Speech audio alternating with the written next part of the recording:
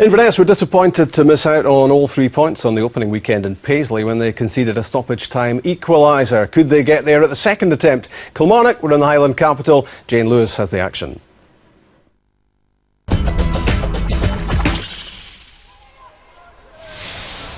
Sellout Saturday, not quite a success in Inverness, with just over 3,000 fans turning out to watch this one, but the home side almost gave their fans something to cheer early on.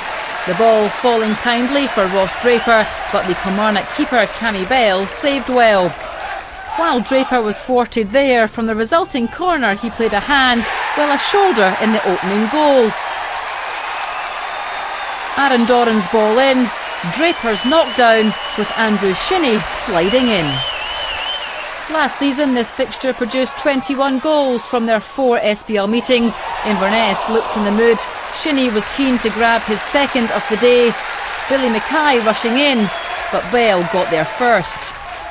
Doran was proving a bit of a handful for the visitors. Good work here from Owen Tudor-Jones provided another goal-scoring opportunity for the Irishman, with the Kilmarnock captain Manuel Pascali having to clear the danger. Bell not quite dealing with the effort, but Pascali did well.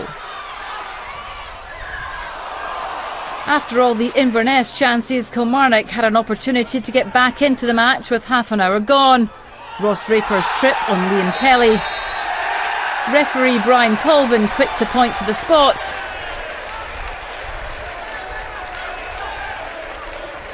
And Danny Racchi, who came on as a sub for the injured Gary Harkins, kept his shot low, but Ryan Essen kept it out. The Inverness keeper also holding on to the follow-up shot from James Dayton. There was another injury blow for Killie as Dayton was stretchered off with a knee injury, but 10 minutes later, better news. After doing his bit at one end, Pascali equalised just before half-time. A good looping header, but probably no place in the Olympics gymnastics squad for the Italian. Pascali's header untouched on the goal line as he made it 1-1. The second half saw few chances, but some drama as Tudor-Jones raced through. He was stopped in his tracks.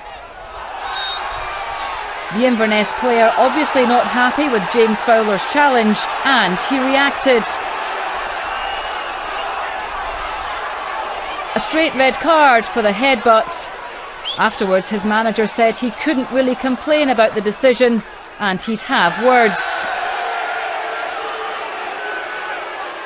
Terry Butcher would have been a little happier if his side had gone on to win this one with 10 men, and they nearly did. A great ball in from David Raven was met by Nick Ross, but Cammy Bell again to Kilmarnock's rescue. The visitors also had a late chance. Michael Nelson completely unmarked, but he headed over.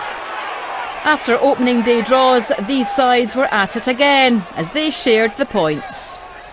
John, you're watching that with a fair bit of interest because Inverness are at Tynecastle, of course, next weekend. How do you compare Inverness this season with last? There's been the usual summer turnaround of players, but also it seems to me they're getting guys like Aaron Doran and Andrew Shinnie back in, whose seasons last time around were disrupted because of injury. Yeah, they're two excellent players for Inverness, and Terry has the job every season to turn around a squad because he loses a lot of players, so he's done a magnificent job here, and again he's brought in players that you don't know an awful lot about them. We had them watched yesterday. John Harvey was up there yesterday and watched them, and I'll get a report early in the week about them. So always a difficult game because Terry's team are always fired up and they always work extremely hard. So probably better at Tynecastle than we are up in Inverness, I reckon, I would suggest. So we'll be looking forward to the game, and back at home we're looking to win, obviously.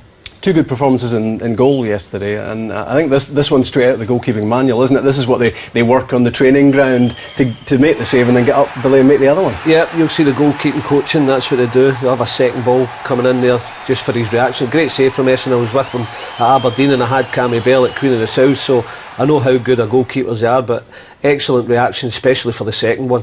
Yeah, this is Cammy Bell and some of the shot stopping he pulled off, John, yesterday. And I guess a lot of people, maybe even the Killie fans, some of them surprised that Cammy Bell is still there, because he's been a good goalkeeper now for a few seasons, and there must be predators, you would imagine, prowling around having a look at him. He's an excellent goalkeeper, and I think the goalkeeper have kept the scoreline down here, you know, 1 each, but they've kept it down. Probably the only thing about Cammy, he's not the tallest, and maybe to play at the highest level, maybe down in England, they're looking for maybe someone probably taller.